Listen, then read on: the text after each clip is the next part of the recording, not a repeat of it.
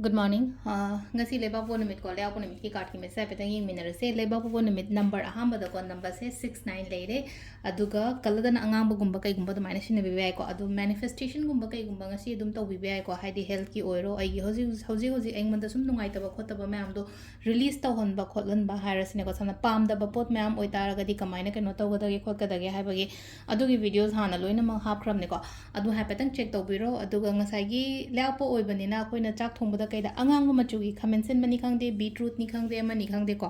amai to ra khatang ching su ba do mai na happy be ko angang ba ma chu gi pot cha ba ya ba ma heta ado kwam ba da koi gi card ki message yang ase ko card ahum ka tang thok tar ko nuti gi yang ba do mai na haide 3 card number 1 card number 2 aduga card number 3 ko adugi matung da ko haide timing of ba za pe yang ase ko ngasi gi na timing of ba kai kai lege ha ba do card number 1 card number 2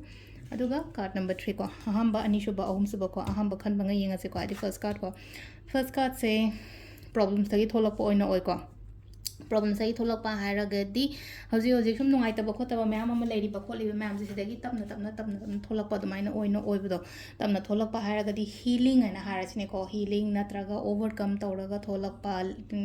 health ki issues oiro natraga financial issues oiro atei leina ko hadi mi kudingi kaino se loina mana pot na tena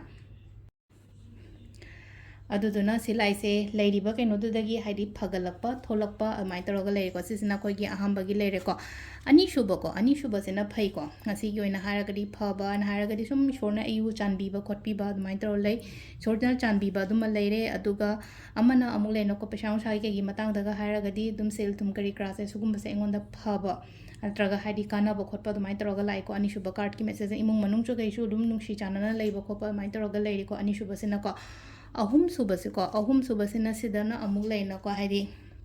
Ngasigi oina leina ko mina kaino matobio kopio kaina hai matamda yam ka haina trust tawgano na hai ko sida trust tawgano hai bagi atradi kaino mising sina engodagi oida ba khota ba tawraga dumaina lobo oina oibodo aduduna yari ngai haidi trust tawbida ba ko haidi kaino mina hairakpa matamda ko haidi always leina ko haidi ma di aigi best friend ni natraga aiga yam lundina ba ma no boy ngonda kai toroktono kholoktono kaina khanado mi se thajaba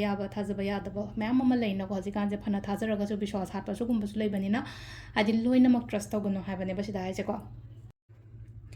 aduga timings ne ki pung nipan ga minute manga dagi na pung baro ga minute phuni pan phang lere ko adagi ani ga minute kuni thoi dena ahum ga minute yang khai taru phang lere ko adagi amuk taru ka minute yang khai taru taina nipan ga minute kuni thoi phang lere to nungdang ina mapan ga minute phuni pan mapan ga minute phuni pan dagi na